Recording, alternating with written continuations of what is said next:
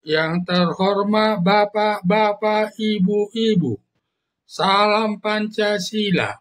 Pada hari Jumat tanggal 8 November tahun 2024, saya akan mengomentari Tom Lembong mengajukan pra-peradilan kepada Kejaksaan Agung terkait penetapannya sebagai tersangka.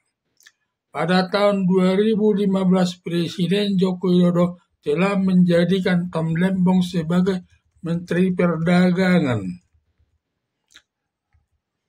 Dan saat itu Tom Lembong dituduh melakukan perbuatan korupsi atas impor gula putih untuk kepentingan pengusaha sebesar 105.000 ton. Padahal saat itu Indonesia surplus gula tersebut. Akibatnya negara mengalami kerugian sebesar 400 miliar. Akibatnya Kejaksaan Agung menetapkan Tom Lembong sebagai tersangka serta menangkapnya dan menahan di rumah tahanan negara atau rutan. Penetapan Tom Lembong sebagai tersangka sangat janggal, lalu Tom Lembong membantah semua tuduhan yang ditujukan kepada Tom Lembong, lalu Tom Lembong membela dirinya dengan menyatakan antara lain, 1. Kejaksaan Agung belum ada membuktinya menetapkan Tom Lembong sebagai tersangka, karena pertama harus ada alat bukti minimal 2 alat bukti yang dipegang Kejaksaan Agung, baru bisa menetapkan Tom Lembong sebagai tersangka.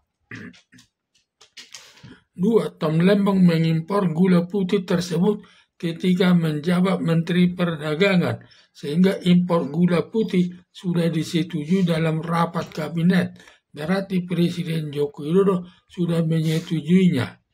3. Dalam impor gula putih tersebut belum ada ditemukan kerugian negara, baru memicu timbulnya korupsi yang merugikan uang negara sebesar 400 miliar rupiah. Sama sekali belum ada kerugian negara secara real. Seharusnya Kejaksaan Agung sudah menemukan kerugian negara secara real. Ditambah lagi Tom Lembong belum ada menerima bagiannya. Seharusnya Kejaksaan Agung sudah menemukan kerugian negara secara nyata, serta uang korupsinya sudah dinikmati Tom Lembong, barulah dapat menyatakan ada perbuatan korupsi yang dinikmati Tom Lembong. Ternyata semua itu tidak ada dilakukan Tom Lembong. 4. Ketika Tom Lembong menjabat Menteri Perdagangan melakukan impor gula putih, ternyata Menteri Perdagangan sebelumnya dan sesudahnya termasuk Zulkifli Hasan melakukan impor gula putih. Juga berarti Menteri Perdagangan dan Menteri Zulkifli Hasan harus ditangkap Kejaksaan Agung dan ditetapkan sebagai tersangka. Jangan hanya menetapkan Tom Lembong sebagai tersangka. Tindakan Kejaksaan Agung diskriminatif. Menteri Perdagangan Zulkifli Hasan melakukan impor gula putih tetapi tidak jadi tersangka, tetapi giliran Tom Lembong melakukan impor gula putih, Tom Lembong dijadikan sebagai tersangka oleh Kejaksaan Agung. Sangat tidak adil dalam menetapkan tersangka mengimpor gula putih.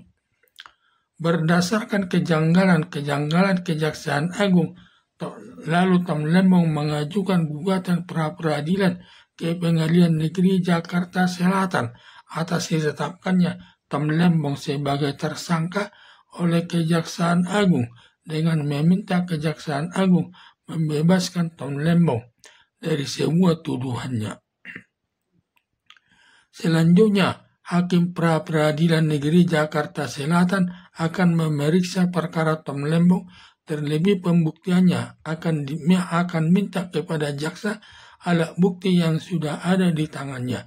Bila benar alat buktinya atas penetapan tersangka Tom Lembong tidak ada, berarti Kejaksaan Agung melakukan perbuatan melanggar hukum, karena minimal 2 alat bukti harus dipegang penyidik kejaksaan baru bisa menetapkan Tom Lembong sebagai tersangka.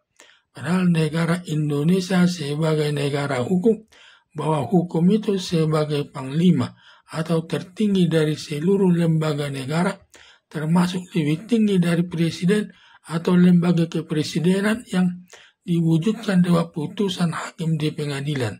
Juga akan menanyakan hakim pra-peradilan Temlembong apa impor gula putih tersebut atas sepengetahuan Presiden Joko Widodo.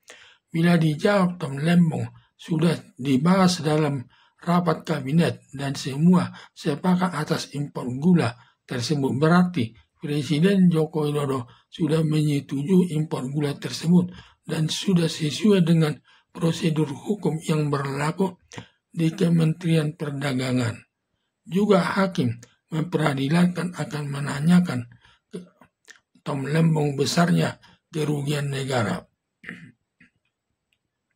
Bila dijawab belum ada kerugian negara secara real, hanya ada potensi kerugian negara bersifat potensi kerugian negara 400 miliar. Demikian juga jawaban Kejaksaan Agung baru berpotensi menimbulkan kerugian negara sebesar 400 miliar dan Temlembong tidak ada menikmati dari 400 miliar tersebut karena baru potensi kerugian negara.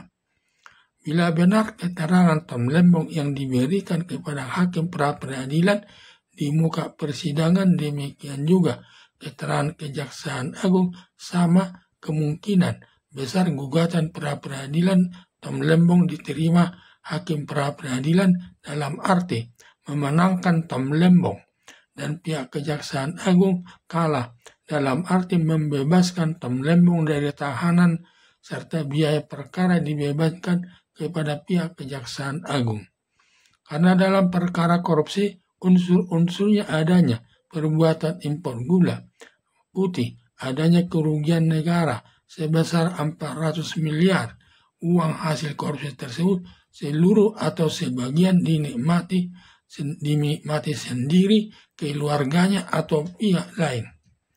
Berdasarkan ketentuan tersebut bahwa perbuatan Temlembong tidak terbukti melakukan perbuatan korupsi. Ada dugaan sepertinya Kejaksaan Agung atas desakan mantan Presiden Joko Widodo agar Temlembong dijadikan sebagai tersangka karena Partai Gerindra seperti dituduh yang menjadikan Temlembong jadi tersangka. Padahal Partai Gerindra tidak tahu sama sekali hal tersebut. Karena Partai Gerindra selaku Ketua Umumnya Prabowo Subianto tidak mau dituding menjadikan Temlembong sebagai tersangka. Berarti mantan Presiden Joko Widodo yang minta Kejaksaan Agung menjadikan Temlembong sebagai tersangka. Sebab selama Temlembong menjadi Menteri Perdagangan, mantan Presiden Joko Widodo sering berseberangan pendapat dengan Temlembong yang akibatnya Temlembong diresapel atau diberhentikan sebagai Menteri Perdagangan yang digantikan dengan orang lain sebagai Menteri Perdagangan. Hanya saja tidak jelas alasan meresapel Temlembong. Sampai saat itu mantan Presiden Joko Widodo tidak berani membawa kasus Temlembong ke jalur hukum, cukup hanya diresapel. Baru setelah Presiden Joko Widodo serah terima jabatan dengan Presiden Prabowo Subianto pada tanggal 20 Oktober tahun 2024 di depan Majelis Permusyawaratan Rakyat bertempat di gedung MPR Senayan. Ada dugaan setelah Presiden Joko Widodo bukan presiden lagi, lalu minta Jaksa Agung agar menjadikan Temlembong sebagai tersangka dengan maksud yang melakukan dengan menuduh Presiden Prabowo Subianto yang menjadikan Temlembong sebagai tersangka. Sebab Jaksa Agung Sanitiar Burhanuddin jadi saksi,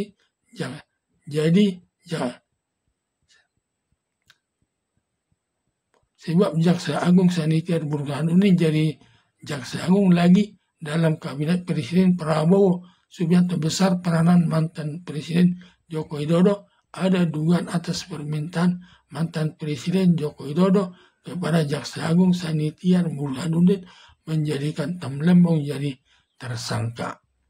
Harapan saya putusan gugatan Temlembong semoga hakim pra-peradilan diterima dalam arti Tom Lembong yang menang, dan Kejaksaan Agung membebaskan Tom Lembong dari tahanan, dan Kejaksaan Agung dibebankan membayar biaya perkara. Karena kalau benar Tom Lembong tidak terbukti melakukan korupsi sesuai keterangannya. Sekian dan terima kasih.